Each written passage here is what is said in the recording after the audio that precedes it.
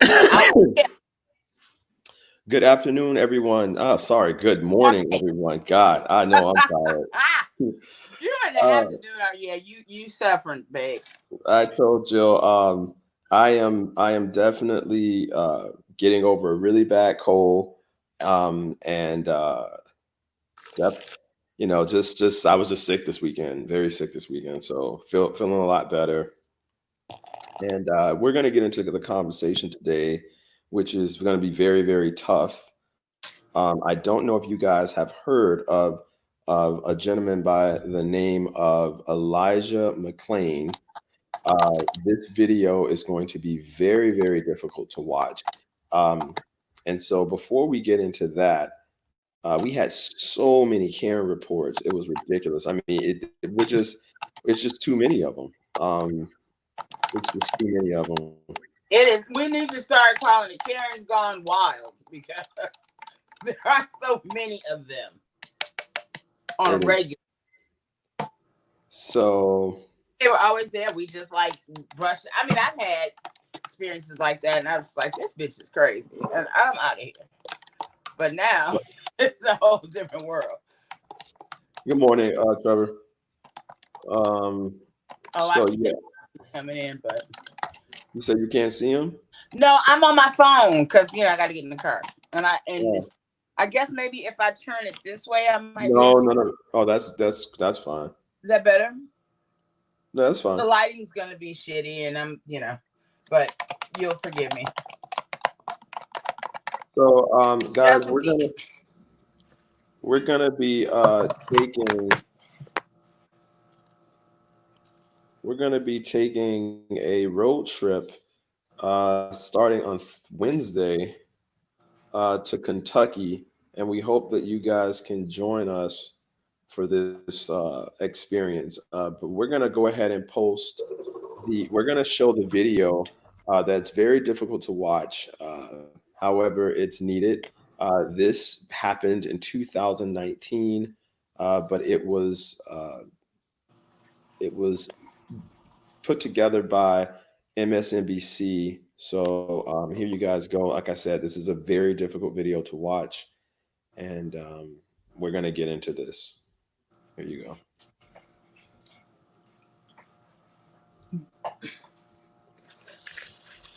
It's August 24, 2019, in Aurora, Colorado.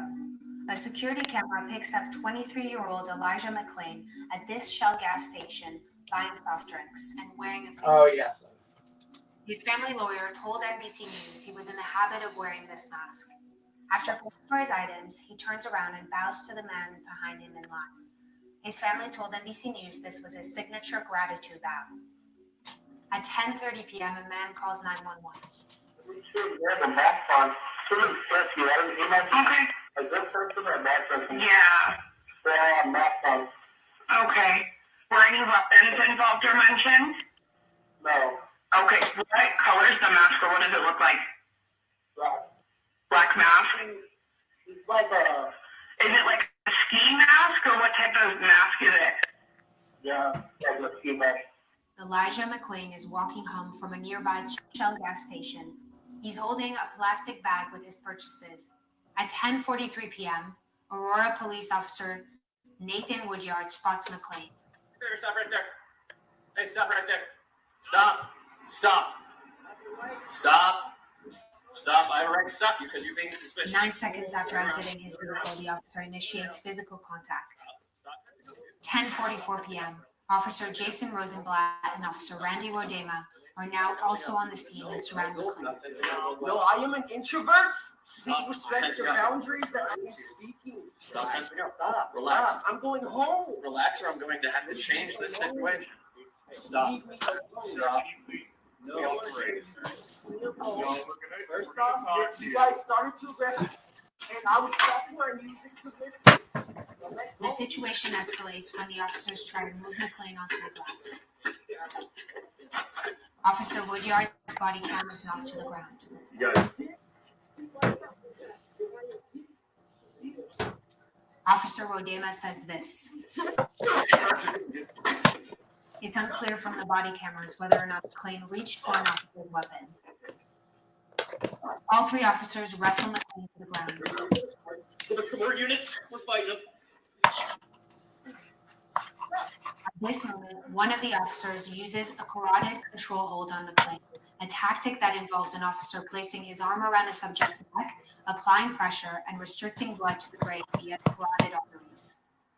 Responding officers later told an Aurora police investigator that McClain briefly went unconscious, and the officers released the hold.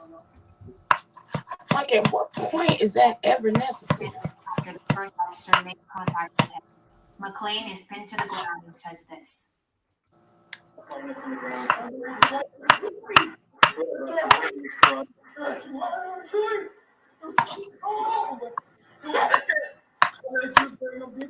You come out?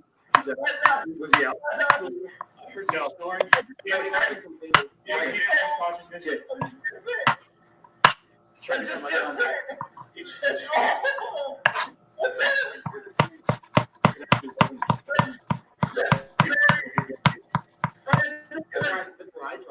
I don't do that stuff.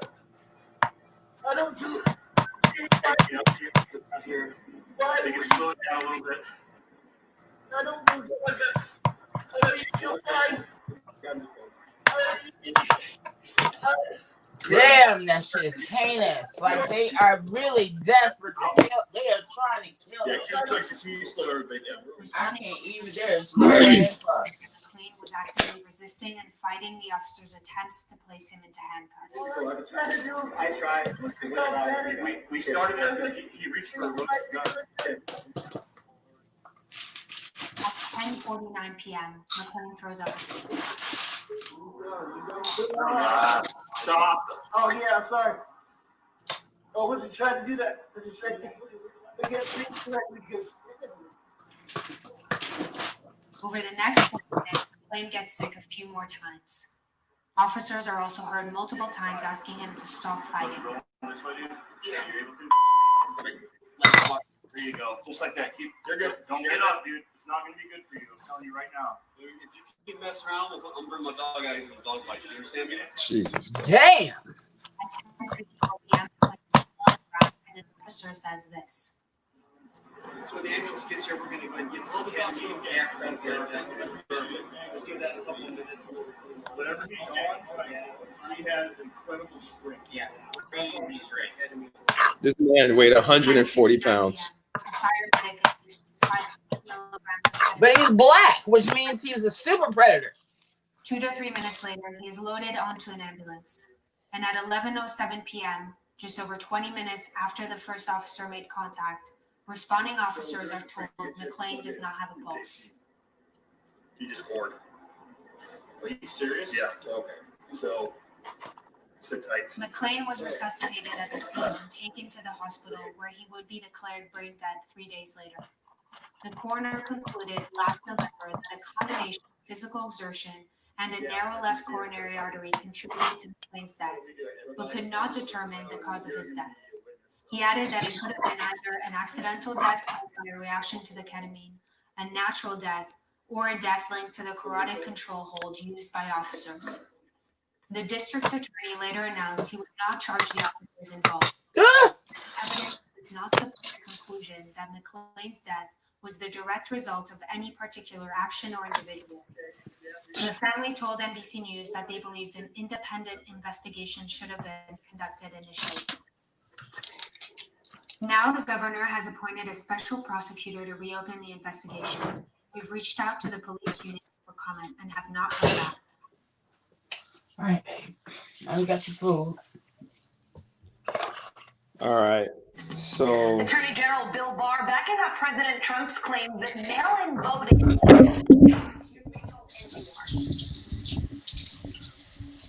Do you believe that an election conducted mainly by mail can be secure? Personally, no. What is this now? all right, sorry about that. Nobody wants to hear that line as Bill Barr. Okay. All right. So someone put in the comments that this was old, and the issue is never old. Number one. Okay.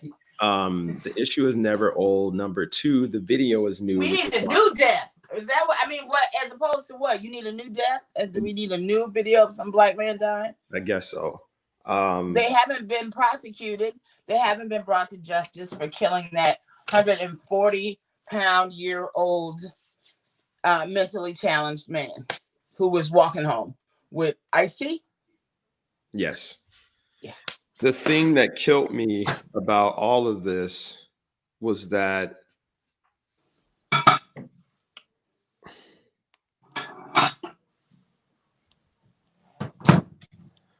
the thing that killed me about all of this was the fact that hearing him like plead and hearing him literally go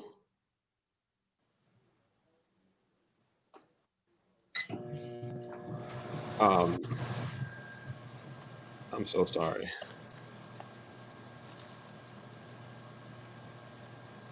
Sorry about that. So hearing him plead for not plead for his life, actually, hearing him riddle off as to why he's a good person was so hurtful because Right.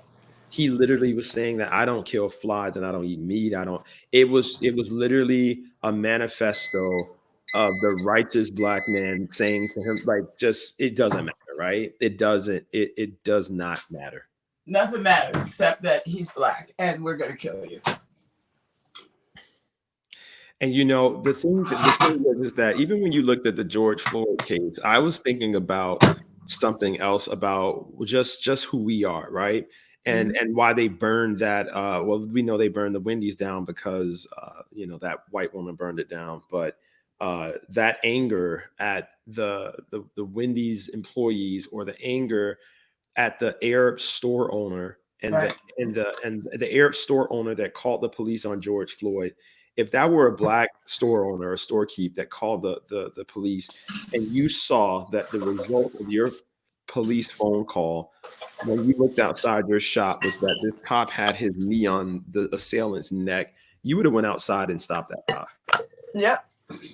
If that were a black store owner, you would have. Well, the Arab owners of the Cup Foods says that was they weren't there that day. It was one of their employees, and they knew George Floyd, and if they had been there, it wouldn't have happened. But you employed somebody who, didn't believe like you did, so he's still dead nonetheless. That's crazy.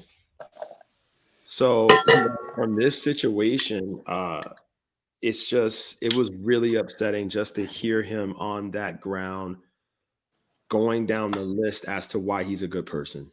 Yeah. And then their response was, we're going to get the dog out. Right. And so when someone put in the comments that this is old, I'm sorry that's a bit insensitive, I guess, to say the least.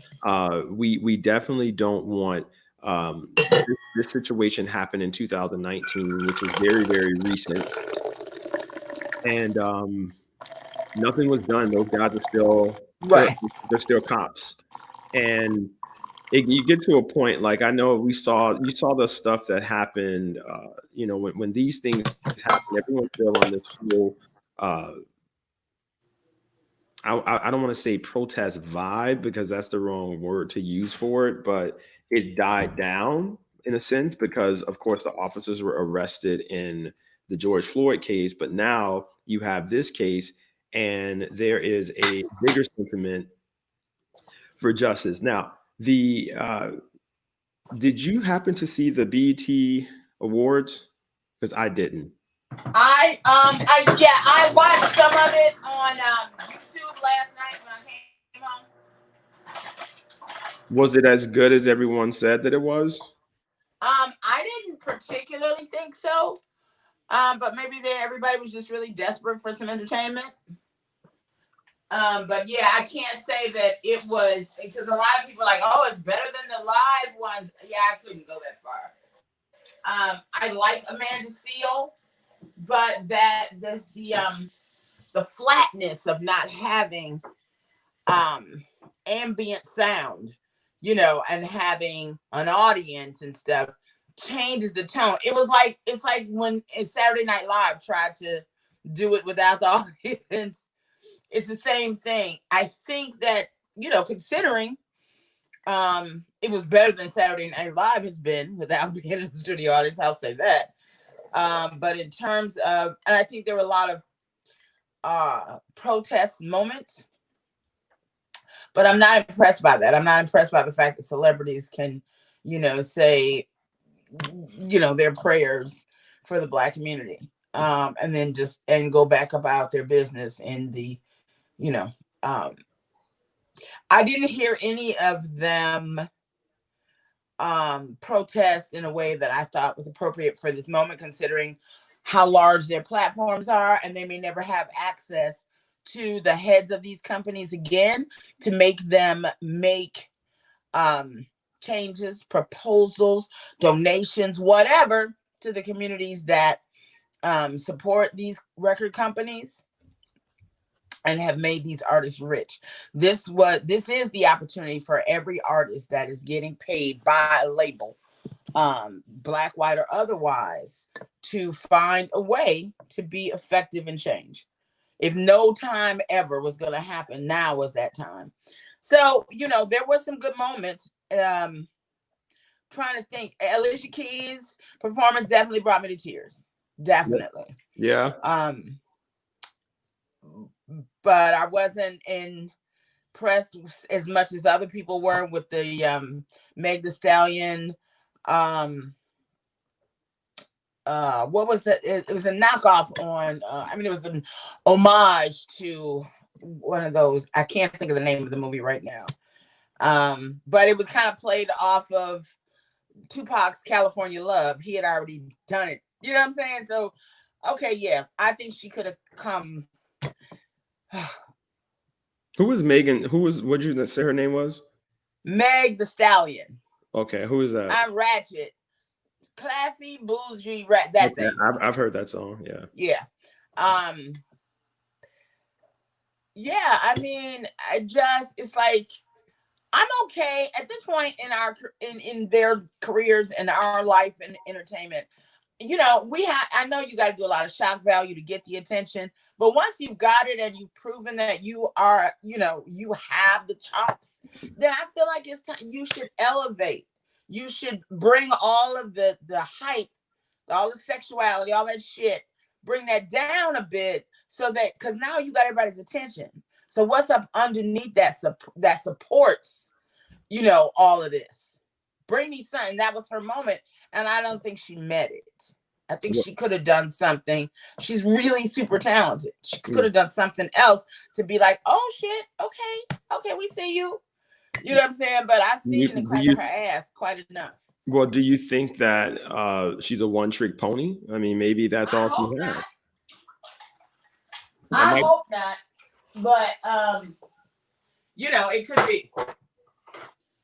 It's still, it remains to be seen. But I really hope not, because I think she has something to say in that, that kind of strip. Cardi B, I feel like, missed the moment to really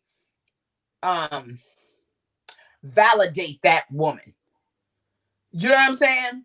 Strippers are really, strippers, particularly ethnic strippers, have become, rap stars in and of themselves, right? And that climb to get there is not just taking off, your clothes and shaking your ass. It's something greater than, you got all of that, and then you got something else that makes you a star. Yeah. I think that's when, you bring that part forward. And, I think she just is riding like Cardi is off of that. And that's about it. Prince, where's... You don't think that Cardi B has made a... I gotta go. You don't think Cardi B's made a decent transition? To what? I think she's, she's making her money. She's nice and quiet. But what have you seen that, offered you another level of depth from Cardi? Where you were like, damn, okay, Cardi, I see you. Did she talk about what it's like to be, the Afro-Cuban? What does that mean? What did that mean for you? How does that relate to how, you and Offset are matriculating your lives and raising your kids? And you know what I'm saying? Because you've grown now. You could do that. I mean, Because you know what I'm saying? When your audience, you grow. I mean, look at how Beyonce just grew her audience and just kept growing and growing and growing. Each time you reach a new plateau, you got to grow it in another direction. So you think what would you say? What would you say? All right, boo boo, mommy loves you. I gotta go. What would you?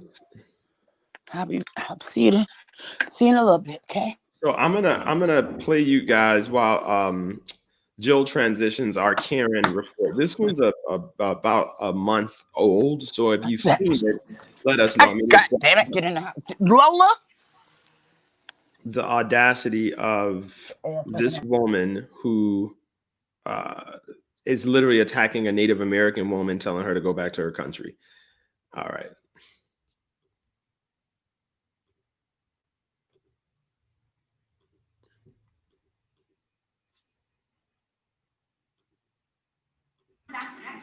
You better go back to where you're from.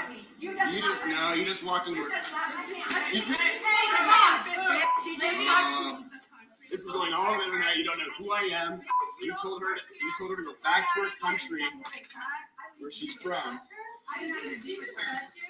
That's assault. Yeah. You know that, right? Yeah. Where were you born?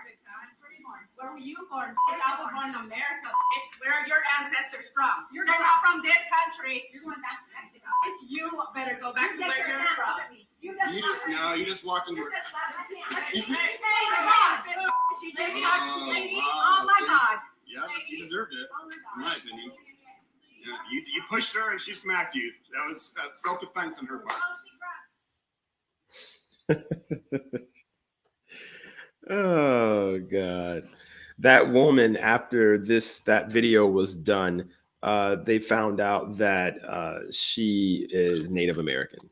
So you know what? I mean, that is just insane. That is just so insane. But I don't, what privileges do they think that gives them? You're not an American. What the fuck does that mean at this point? You know what I'm saying? What?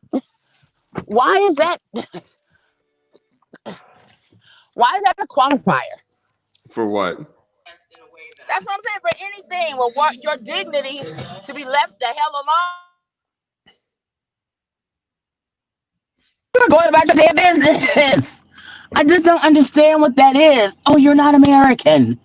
Okay, and what? Can you sing? Yeah, it's good. Okay. You know what I'm saying? What is that? I don't know. I just America was built by people from other places. I mean, damn, if you really check the DNA of everybody, I mean, what does American mean? I mean, I just think that for me, I'm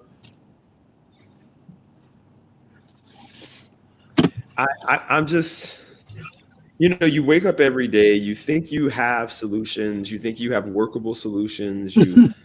I'm so, it's just so, I mean, and people don't realize it, and I'm not venting on here, but even just the commitment to get up every day and do the morning show is a lot, right? It's just a lot. And so watching these videos and seeing these Karens every day, it's draining. Like, I have so much work to do the rest of the day, and it really does affect me for the rest of the day, to be honest with you. I got to think about it. And so I have that little moment where I get lost, I think. Okay. Mackenzie Moore said, good morning. Let go of expectation, Jill. You keep being disappointed. I don't expect anything profound from stripper rappers or entertainers for that matter. I'm surprised when they have anything profound to say or have social political platform. That just makes me fucking sick. Like they're invalid because they strip for a living. I'm sure you did some. I mean, so for some reason you're frozen. You're. I can hear you, Jill, but you're just frozen on one picture. Are you serious? Yeah, but it's cool. Well, as long as you can hear me, I mean, So because she's a stripper, she's not valuable. You know what I'm saying? That kind of that's as bad as the cops beating up that boy because he had on a mask. You know, you don't. How can you like stand up for one group but just completely invalidate somebody else because they were a stripper, or because they're black, or because they're Cuban, or because you don't know them. You know, so. That's what I mean, right? But that's the problem. We got people like that think that it's okay. You know, it's valid. I'm sure. You know, if she was an executive of a Fortune 500 company, he would just think she's valid because she has that job. You know, I think that you don't know who dick she had to suck to get there. You know what I'm saying? It makes sense. Go ahead. I'm sorry. Well, yeah, but I mean, I think that people, I can see. I don't agree with the commentary, but I see why. I mean, if you made the comparison, you know, and with a woman who, you know, hopefully did not have to suck dick to get where she was, the path of becoming a CEO of a company is a lot more strenuous, difficult, and challenging. Okay, but let's say she did. Let's say she married right, and let's say she was a stripper, and that's how she met him. And then he put her in his company and made her VP, just like Ivanka. I mean, Ivanka had no credible skills other than she was Trump's daughter. But let's just say the woman who is running this company, that's how she got there. She slept her way to the top. What makes her more valid than the stripper who took off her clothes and got to the top? You know what I'm saying? No, I don't think that someone's profession dictates their mind, right? Like, I don't think that, you know, if you're a stripper, that you're somehow, I should have lower expectations for you. Exactly. I think, you know, I have the same expectations for a stripper that I have for someone, you know, that's your profession. However, you know, there are obviously traditionally there are psychological issues that come along with being able to be a stripper, right? And so we know that, and being able to suck dick to get to the top. Well, I mean that's, you know, I mean, I would hope that that's not happening. You know, I hope that that's not a transactional, because I mean, what was her name that sucked Clinton up? Monica. Yeah, she didn't get to the top. Well, she, you know, that was the president and he was cheating on his wife. I mean, and everybody in the world found out. If you never knew and she had become press secretary, what difference would it make? You know what I'm saying? You wouldn't have thought, I bet you she sucked his dick to get here. No, you would have thought none of that. You'd have just thought, wow, what a great job. She's so young to be press secretary for the president. Yeah. Yeah, I mean, so I'm gonna be honest. Let me think about it. Let me be fair. Would I value the political commentary from a stripper? Listen, I'm not saying necessary political commentary, but understanding that she started from the bottom, now I'm here. Cardi B started from the bottom. She was doing nasty little strip clubs. And now she's sitting at the table with kings and queens all over the world because of who she is. Every door opened to her when she became the biggest star in America. Right? Every door. You sitting with Prince Edward. You sitting with some of us. Prince Edward. We could talk about Prince Edward, but we won't. We don't have time. Do you see what I'm saying? Fame and access opens doors to you that you would not normally get access to. So it doesn't change who you are fundamentally, but hopefully it grows you, because this is why you pursued whatever you do. And you want to get to the top of it. Now you're the top of the game. So now so many of the things that, I don't know, maybe don't honor me, or that I wish I hadn't done, or whatever, you know, I can go and pray and, you know, what was that? The album, I can't think of the whole thing, but Beyonce had it. It was in Lemonade. Anyway, But you know, you want to evolve and be better. You know, you did that. Now you're doing this. And so if you were having a conversation with Cardi B and she made sense, you wouldn't be like, oh my God, I can't take that. She used to be a fucking stripper. What does she know? Yeah. See what I'm saying? Yeah, EJ McGee said Maya Angelou was a prostitute and she was a Thank you. So what Yes, she was. about her? Exactly. Mr. Moore responded and said, I'm not invalidating them and definitely not judging them after tossing many dollars. However, Okay. however, I'm not waiting for any entertainer to lead the revolution. I'm not either. I'm just saying. Oh my God, she got to go from Cardi B to Che Guevara. I mean, come on now.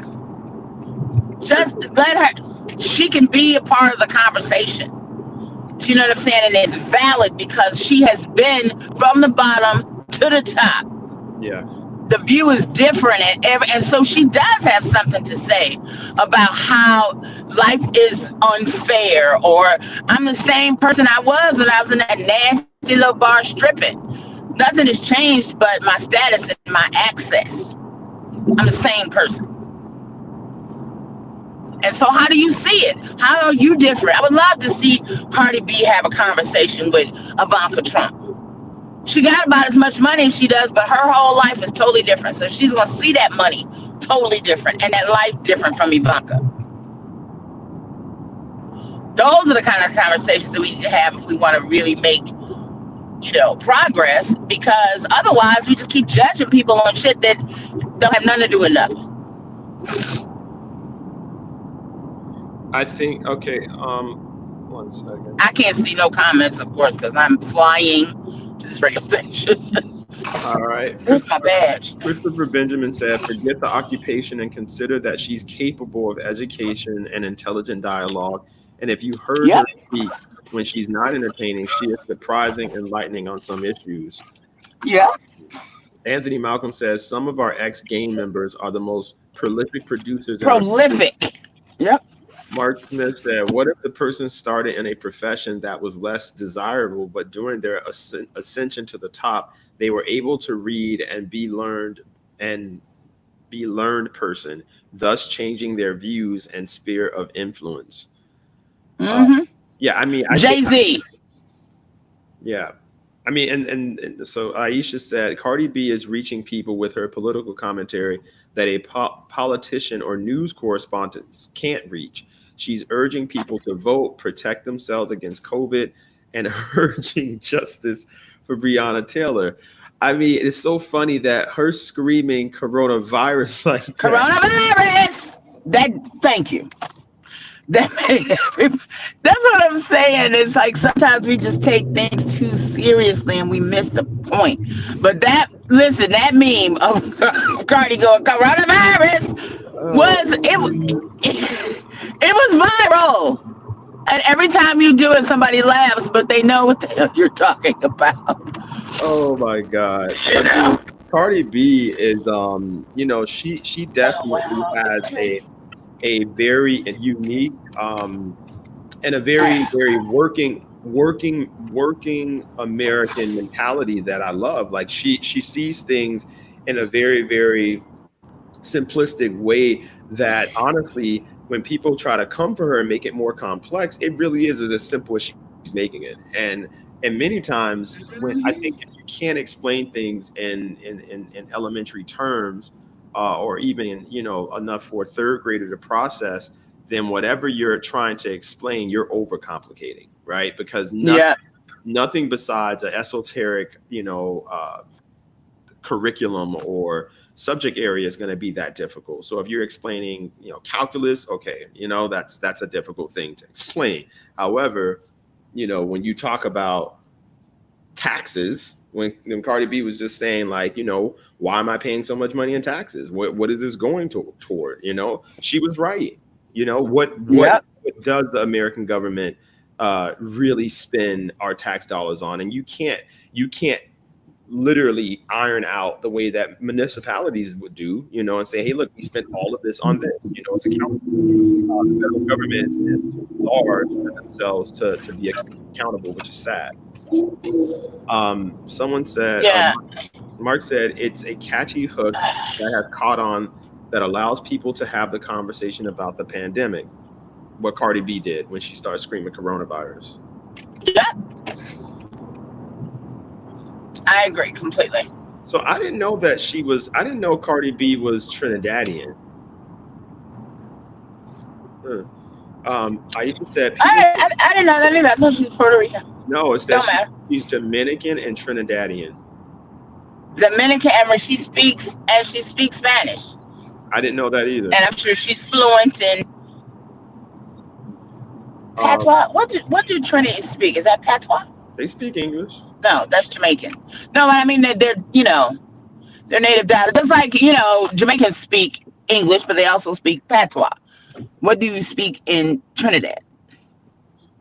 I don't know. I don't know. I mean, I know they speak English, but I don't know what their dialect is Well, called. yeah. Aisha said, people can change and use their platform for good. Malcolm X was a pimp drug dealer. Eve was a stripper. Billie Holiday was a prostitute. The list goes. Thank you.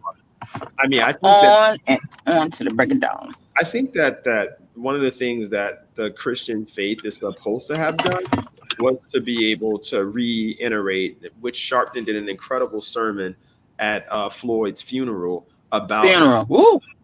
He talked about God takes the least of us and raises us up to be the source of people's deliverance. And so I think that for me, I've been saying that about Kodak Black for a while. I truly feel, and I know I sound crazy, but I truly feel that one day I know he's just making me look so stupid because I've been saying this for so long, but I do think Kodak Black is going to be someone important to young Black people one day. I just do. And I think that you could be right. Yeah, I think could be right. Yeah, I think that I think he is. You know what? I honestly believe something really tragic happened to him, like he was molested or something really, really, because he can't get out of his own way, and typically that's what happens. It's something really just horrible that they just can't get out of their own way, and that's his problem. Yeah, I'm not sure that or he killed somebody or saw somebody get killed or some, I don't want to talk about that. You think it's like a post-traumatic type vibe that's happening? I mean, it typically is, I don't know. I guess it's funny that I was a clinical psychology major when I went to school for performing arts, but that curriculum, performing arts program was killed the semester I got to FLOMO.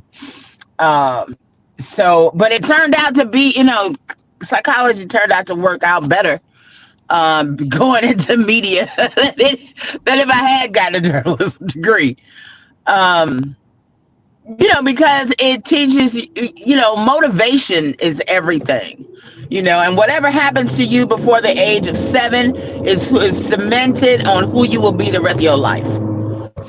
And, I just really find that a lot of times when you have people that are really just almost idiot savants on one side and then just completely destructive on the other, it is because some trauma happened to them that they can't reconcile. Their brain just cannot, and they don't get therapy for it or deal with it. They just, feel like it's my lot in life.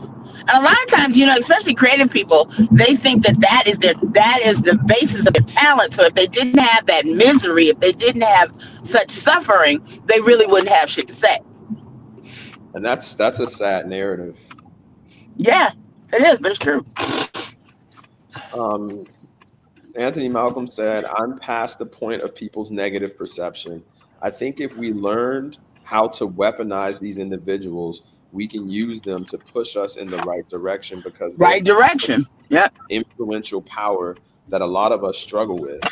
We allow our enemies to weaponize them against us and not us productively doing the opposite. I think that Anthony, Amen. the Amen. problem with that is that the other side has learned to tap into. That's what I love about Star Wars, right? It's very hard for us to operate in the dark, right? We're people of Mhm. the sun, you know, we're literally people of the sun. So when you operate in darkness, you become a master at it, you know, and we don't operate in darkness enough to be able to scheme and connive and to plot and to plan.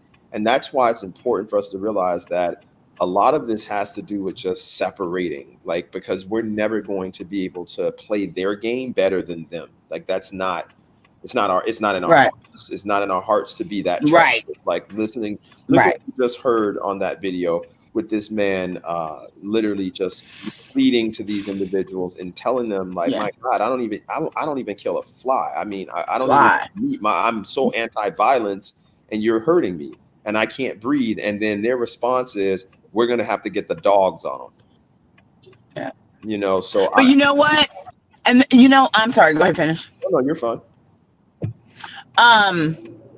And I just really believe in my soul that at night and in times of just complete anguish in people like that's lives, like the cops' lives, they hear those voices in their head. They hear that cop hears his voice. I don't think he does. I think he No, sleeps. I think they do. I think he I think sleeps. they do. I think that you can't. I think your soul is so much more powerful than anything. And if you take someone's life, you take the breath from their body, especially in some damn, the gate ain't open. The hell? I guess we really are not opening back up over here. Um, I think that stays with you. I think it haunts you. Because where, those people, they like this, especially those who do just really heinous things. What happens to them? We just never see them again. Or, they die some tragic death, or they're caught molesting children, or, just all kinds, because they don't exercise their demons. You rarely ever hear them come back and have a story of redemption. And if somebody has one, please let me know. But yeah, that rarely ever happens. I only see a few people here.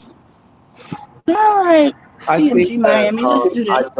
I don't because I have a lot of experience with the thing is this, right? When you're wicked enough to do some of the things that we see, these folks have numbed themselves to being guilty. Guilty is the sign of conscience.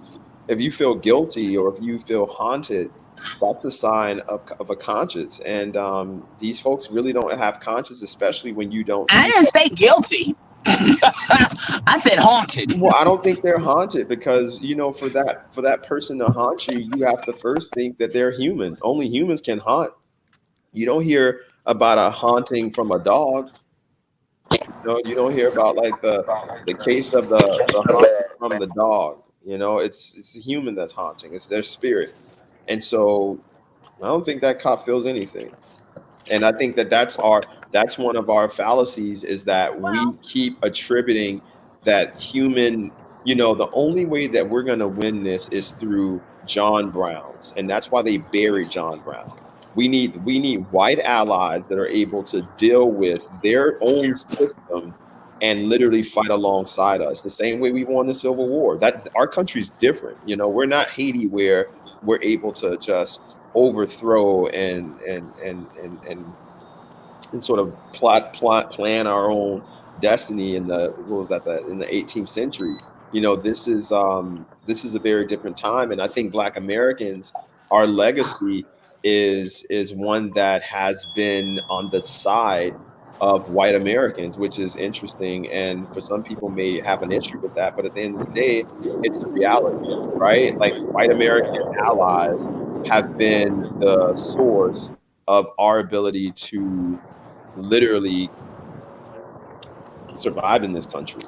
And no matter how unified we become, unless it's going to be a situation where we literally can carve out our own side of a country, you're going to have to get those John Browns, and it's not going to be a lot of John Browns, but the same way Anthony talked about, weaponizing our entertainers for our benefit.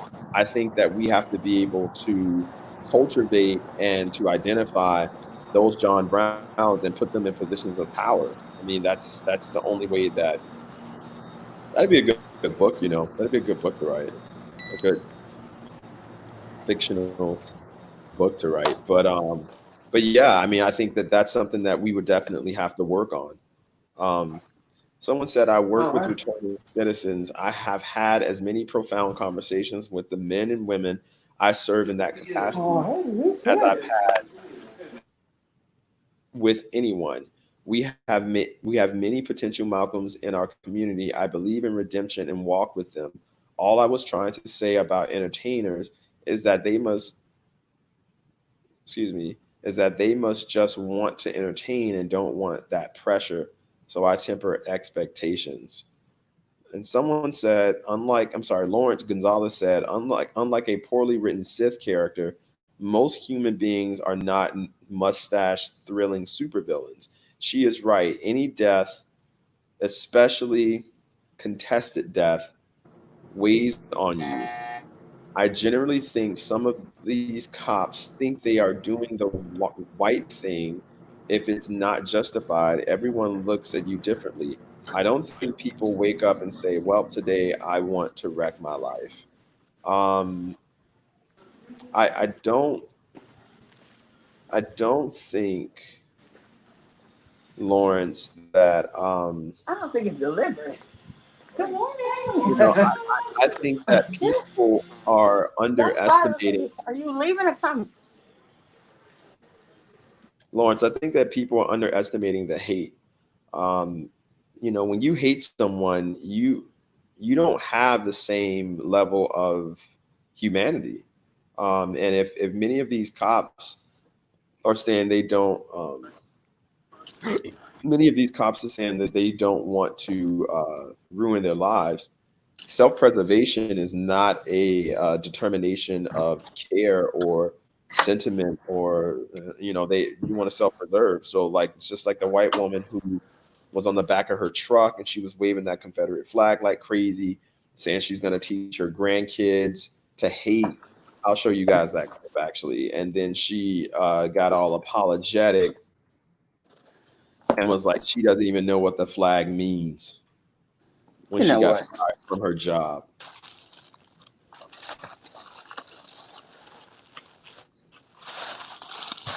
Yeah, when she got fired from her job, then she like developed a sense of consciousness. You know. But that's what happens. Like these people, a lot of them really they just have so much hate, and it's just we as a people, have a hard time understanding and processing that someone can truly, truly hate you that much Exactly. because you don't know how to tap into that. But I know, and I felt it before, and that's why I don't play with them because Okay, at I all. know I know what they're capable of. Mm-hmm.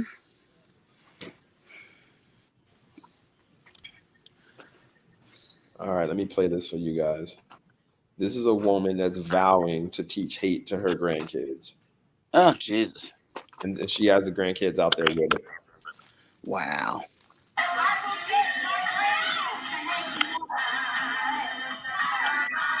I don't understand the whole Confederate flag thing. This is And that's something that I've been learning for the last. okay.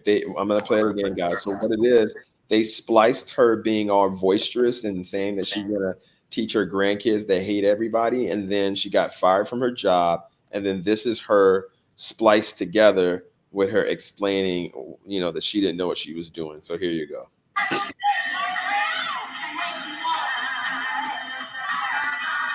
I don't understand the whole Confederate flag thing, and that's something that I've been learning. Confederate flag.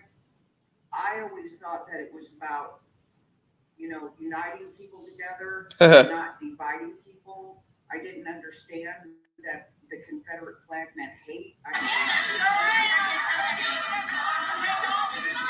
just thought people didn't understand the history of the Confederate flag. Like, I don't understand the whole history of the Confederate flag, but I'm learning.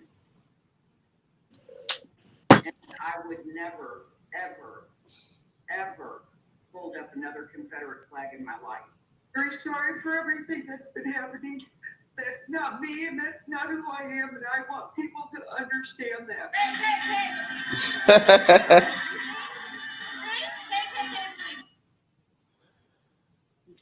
Did you say cake? How? What I want to know though is how did they develop that ability? You know, we can dance. We can. You know, I can't dance, but there's a lot of black stereotypes that I was not blessed with. So the only thing I got was intelligence. But as far as, you know, the dancing and all this other stuff that we naturally do well, I think white women are the best actresses on the planet. On the planet. You cannot outact a white woman. No, you can't.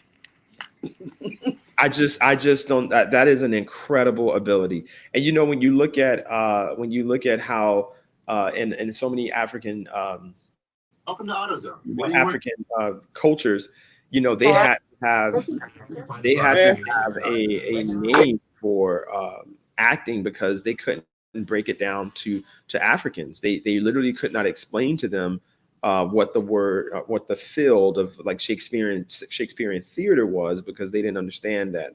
Why would you be portraying something that you're not? Why would you be acting like something that you're not? But the woman in Central Park could have won a Grammy. I mean, it's really alarming that's crazy.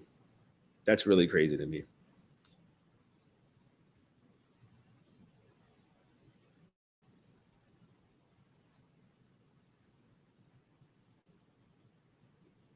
Your mic's muted, Jill.